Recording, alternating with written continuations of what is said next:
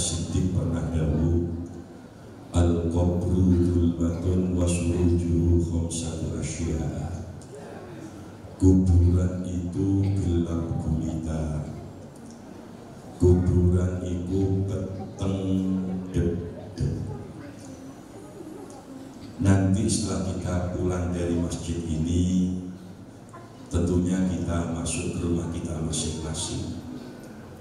Coba nanti dibuktikan, begitu panjenengan sudah masuk kamar, kunci kamar kita dari dalam, lalu matikan lampu kamar kita, iku peteng. Sekali-kali coba tidur di bawah kolong tempat tidur kita, turun omongan sawumuk sawompak pawat terindai. Coba bayangkan bagaimana kalau kita sudah dimasukkan dalam liang lahat juruk rata dengan tanah, nemen beteng. Inilah rumah masa depan kita masing-masing. Jangan menghayal rumah masa depan kita adalah Citra Land Estate, jangan menghayal. Yang jatah kaflingannya 10 kali 20 meter, jangan menghayal. Hakikatnya rumah masa depan itu adalah kuburan yang jatah kaflingannya cukup 2 meter kali 60 cm. Inilah rumah masa depan kita masing-masing. Para jamaah, kalau selama ini kita tidur di ruangan yang sejuk, di atas kasur yang empuk, ayo rumah masa depan kita bangun mulai sekarang. Dengan apa? Tentunya dengan iman dan amal soleh. Kata Abu Bakar, kalau rumah Anda, kuburan Anda ingin padam, jinglong, sejuk, empuk, maka perangi pertama, terangilah rumahmu dengan Al-Quran.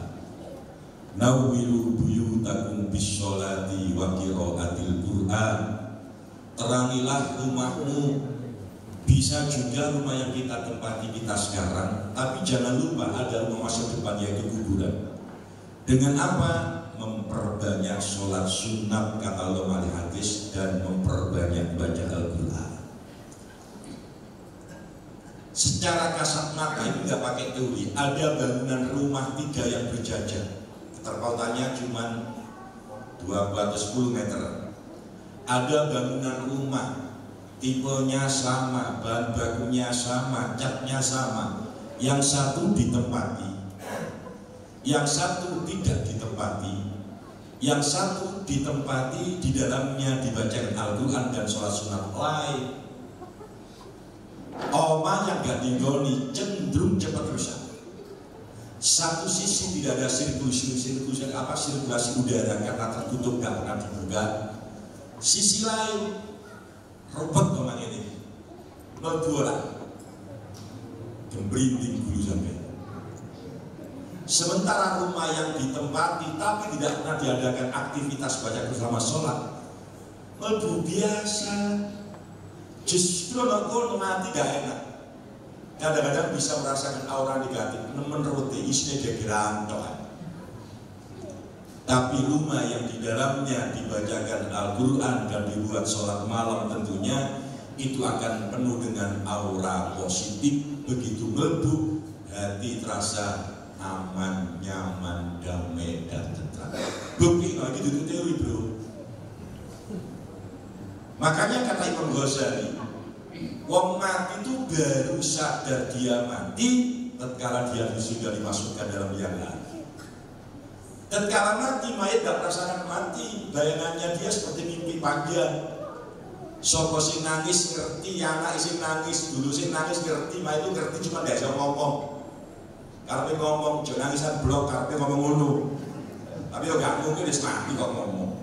Sopo sing ngedusi, tahu mayat cuma gak bisa ngomong. Kok coba ngomong, lewat ojo gede ngomong ngono. Siapa yang nyolati tahu, siapa yang masukkan yang nggak tahu, tapi mereka nggak bisa ngomong. Begitu diuruk rata dengan tanah, semua orang yang mengantarkan kuburan pulang, kata Imam Ghazali, ruhnya dikembalikan Allah. Baru di saat itu mayat sadar, loh, pakai aku kok cuman ini, aku kok gelap, aku kok berada bau tanah, oh berarti aku mati. Lalu dia jerit, teriak siapapun yang dikenalnya dipanggil, tapi percuma. Kalau mayit tatkala hidupnya baca Al-Quran, istiqomah baca Al-Quran, nanti datang, kata Imam Ghazali, namanya malaikat Anis sebagai pendamping, mengenakan pakaian warna putih dan harum baunya, lalu didekap sambil ngomong, kamu tidak usah takut, kamu tak dampingi, beres.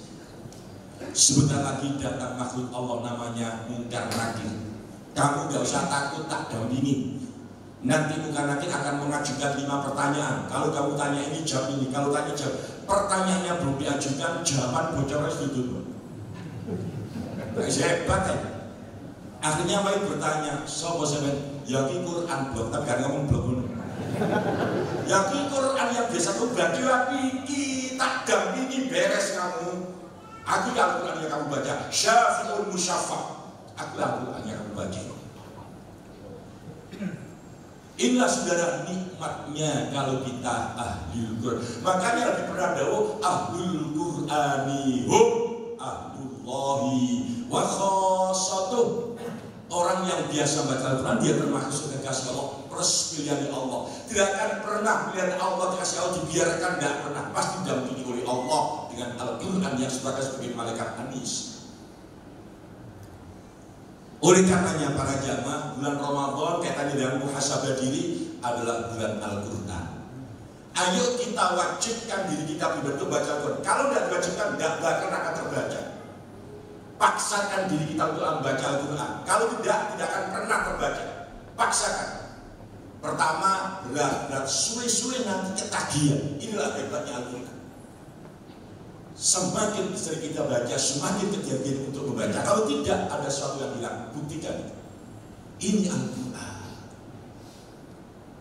Mohon maaf, saya itu kalau sudah bangun malam sampai sholat subuh tidak akan pernah buka HP. Saya ini chattingan Pak dengan teman-teman. Chattingan, tapi ojo nunggu kuburan. Dadak ngomong, mohon maaf Pak, tadi di dalam gak ada sinyal, makanya saya keluar. Sundel bolong pada api yang kata. Saudara, Imam Ghazali pernah dawuh, musibah gede.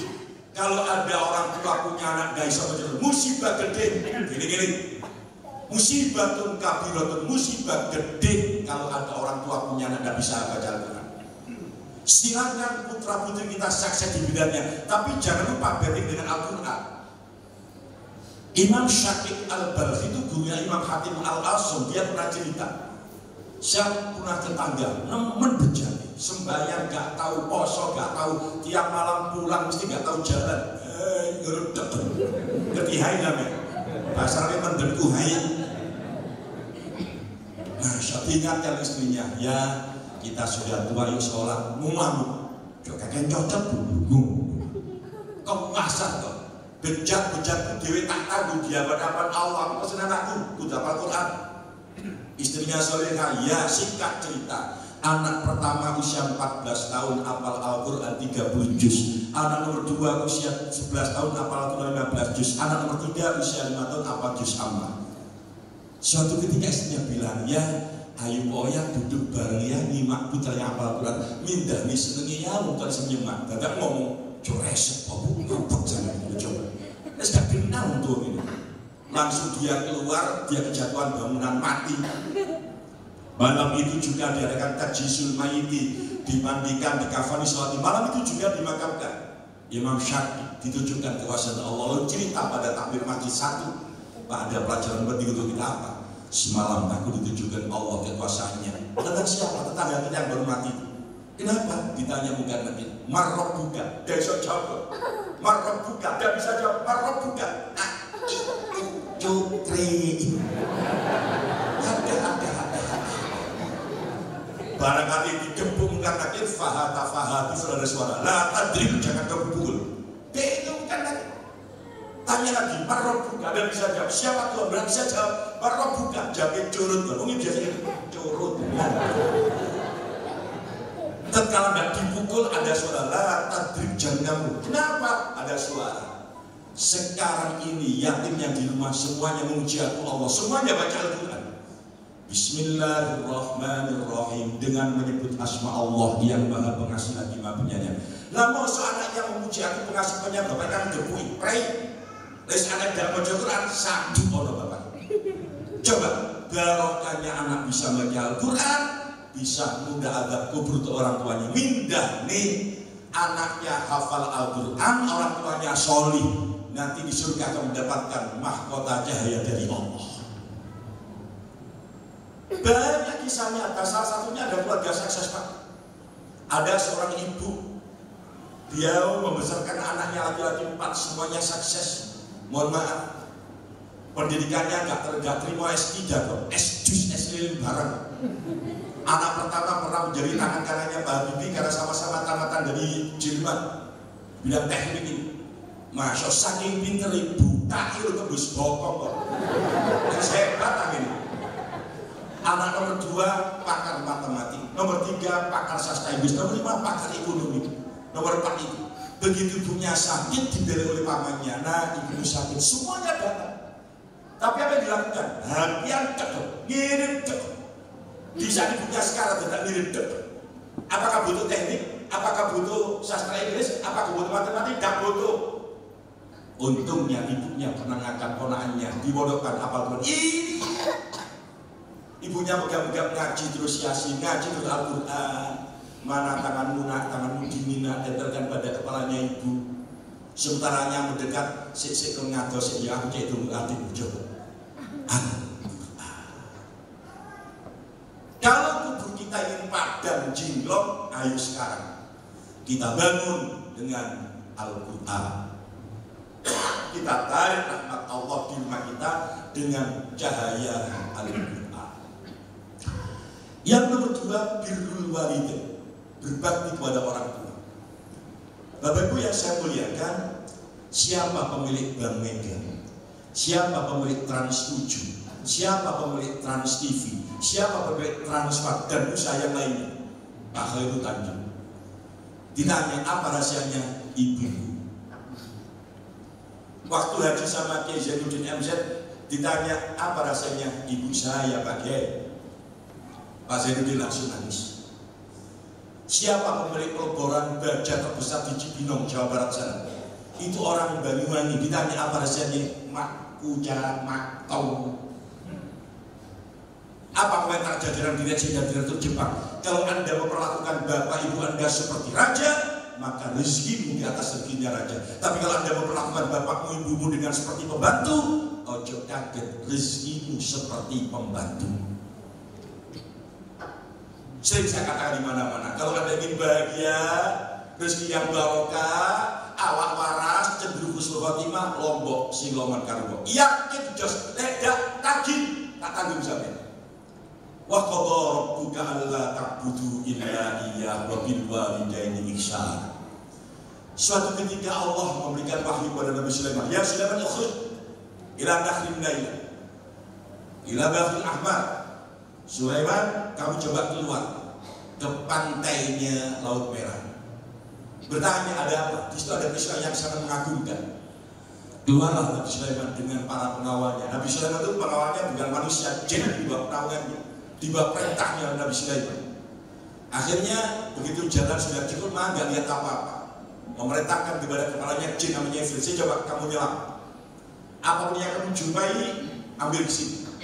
Dia menyelam, hampir sekian mil, metu, tidak ada apa-apa.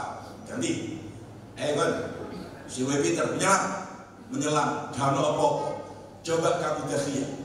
Dakhiyah ini yang pernah memindahkan kerajaan Ratu Bilqis dengan sekejap mata. Silakan dibaca surat Al-An'am dalam Al-Quran itu. Begitu Dakhiyah menyelam, dalam waktu sekejap dia bawa bangunan segi 4 seperti kubah. Pintunya luar biasa. Pintu pertama itu menakjubkan, ada terdiri dari emas, dari mutiara, dan itu luar biasa. Faidan fihi syabun yusolli. Yang mengagumkan lagi, di situ ada seorang pemuda sedang sholat. Ditunggu oleh Nabi Sulaiman. Fataraqal baba. Assalamualaikum warahmatullahi. Assalamualaikum ya syekh, waalaikumsalam. Oh Nabi Sulaiman, tahu mungkin. Silakan. Ada apa? Saya diperintah oleh Allah untuk melihat sesuatu luar biasa. Ternyata ini. Apa yang kamu lakukan? Kok bisa mendapatkan dunia ini? Nabi Sulaiman, saya punya bapak ibu. Anda harus tahu, bapak saya itu, mohon maaf, itu stroke. lumpuh total. Ibu saya di samping stroke tunanetra. 50 tahun saya mengabdi untuk kebutuhan bapak ibu saya, nyuapin, nyebokin, pokoknya hampir 50 tahun. Gak usah tanya bagaimana soalnya. Waktu saya bagi 3/3 untuk ibadah kepada Allah, 1/3 total untuk melayani ibu, bahkan lebih dari itu, 1/3 untuk kerja. Hasilnya total untuk kebutuhan ibu dan sebagian untuk sekolah rumah sakit. Padahal dia dalam posisi miskin. Terus ketika bapak saya hendak mati, saya dipanggil. Nah, aku ridho dengan apa yang kamu lakukan. Aku doakan, mudah-mudahan umurmu panjang dan selalu berbuat ibadah kepada Allah. Amin. Mati. Dapat 3 hari ibunya mati. Sebelum mati dipanggil, nak, alhamdulillah nak, kamu betapa soronya rambut ayah ibu. Tapi sedikit pun aku gak pernah dengar kamu berkeluh kesah. Gak tahu ngomong geremeng gak ono. Aku ridho nak, tak dungan nak, umummu dowo ibadah dan tidak diganggu setan. Amin. Mati. Dan karena begitu menghibur diri dia jalan-jalan. Waktu saya di Mesir Laut Merah, aku temukan Imam Sulaiman, aku masuk, nggak tahu harus pindah di sini. Sejak kapan kamu di sana? Sejak zaman Nabi Ibrahim. Dilihat sejarahnya, hampir kurun waktu 4000 tahun. Apakah kamu di dalam sana makan minum? Iya. Setiap sore datang burung warnanya kuning, paruhnya hijau, ada merahnya. Di situ ada semacam sejenis makanan, segempal genggaman begini. Kalau aku lapar itu aku makan, kalau haus aku selamanya akan merasa kenyang dan terus tidak merasakan haus. Bagaimana kalau kamu pindah di kerajaan besar? Tak boleh bekas. Mohon maaf, terima kasih Nabi Sulaiman. Saya lebih suka di dalam saja. Aku nggak rabi ya tak. Jadi pertanyaan diri 2000 di luar konteks itu. Cuma lurus-lurus nggak main. Rabi pray Nabi Sulaiman, elek-elek Indonesia jadi mulu. Masa? Ini coba. Ternyata doa ibunya dikabulkan loh, usianya panjang hanya untuk ibadah dan jauh dari gangguan setan. Kenapa? Karena perilakunya kepada orang tua. Oleh karenanya saya mohon maaf, ayo bapak ibu, apalagi momentum Ramadan, sering tanyalah kepada istri kita, Dek, Yan, Mama, Mimi, Entut, selalu. Ayo ngomong, ayo sambat ayah ibu, bapak, emak, tak kono waktu sabar. Ayah ibu senengane opo, niku mas senengane martabak. Itu kono martabak sering gawe 500 ribuan. Halo, sama gak tahu tuh? Gak tahu tuh balik martabak 500 ribu, gak tahu tuh bang? Namanya gak ono. Sambar moro tuh kono martabak sering gawe 500 ribu, satu itu martabak sukun. Kita beri kanji di plek-plek gara-gara kanji. Lebu martabak kemarin ya martabak itu kan. Saya ingatkan lo ya, saya ingatkan orang tua itu tidak. Bapak ibu yang melahirkan kita, bapak ibu mertua, bapak ibu guru kita itu apa? Gak usah dibentak-bentak no. Oleh sing teko wong tuane juhuk, rapi, makannya prasmanan, minumnya aneka jus buah, makanan ringan enak, begitu pamitan pulang siapkan 2 tangan sangu celopak. Giliran mertua teko geremeng, penyakit. Mun isu masak cepondok, alam dok kali sore dadak dok, langsung mertua pamitan boleh, aku tak boleh. Nah, yo kok kudu netes nak. Kono nak lemah bokmi. Ayo Pak sampai tanya, senangnya apa? Kalau sudah sambar, tidak bermalam tidak apa-apa. Pulang bu, kok pulang hujan-hujan. Mohon maaf bu, anak-anak besok UTS bu. Hati-hati dengan kalian. Saya berpesan. Tatkala pamitan, ojo kekeno. Tatkala pamitan, ojo kekeno. Salamono itu bertambah 500 juta tahun. Masalah. Pak saya mohon maaf Pak. Mohon maaf Bapak. Kadang ada seorang suami katanya mau ibu-ibu tinggal sepeda kocok ini nanti kocok gak? Ayo, yang melahirkan sampai para suami itu adalah ibu sampai, bukan istri kita. Yang memberikan pendidikan itu adalah biaya pendidikan adalah ibu kita, bukan istri kita. Tapi yang ngomong, ayo komunikasi yang positif deh. Ayo yo, iki jatah ibu, ku pengen si peno, jatah ibu pengen aku si peno, disilang jatah ibu. Makanya sampai kalau punya anggaran rumah, anggaran belanja rumah tangga, ranking pertama jatah orang tua. Oh jadi kayak nisor, rumput sampai.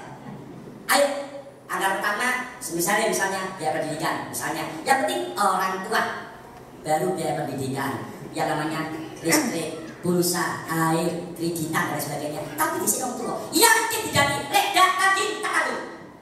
Sebelah yang mau kemarin, aku paling belendak dan anak pedih, belendak. Sebelah nih Pak, sebelah nih. Saya begitu kan dari pondok tahun 80, saya tidak pernah melihat wajah bapak ibu saya kalau ngomong. Meskipun saya benar-benar nangis. Saya tidak pernah melihat wajah bapak ibu saya. Aku nangis, meskipun saya benar, aku kalah nangis. Saya belum pernah ngomong tidak pada mas saya, tentunya disesuaikan dengan kemampuan saya. Lalu jangan tahu kita ngomong, oh, lu tak kapok.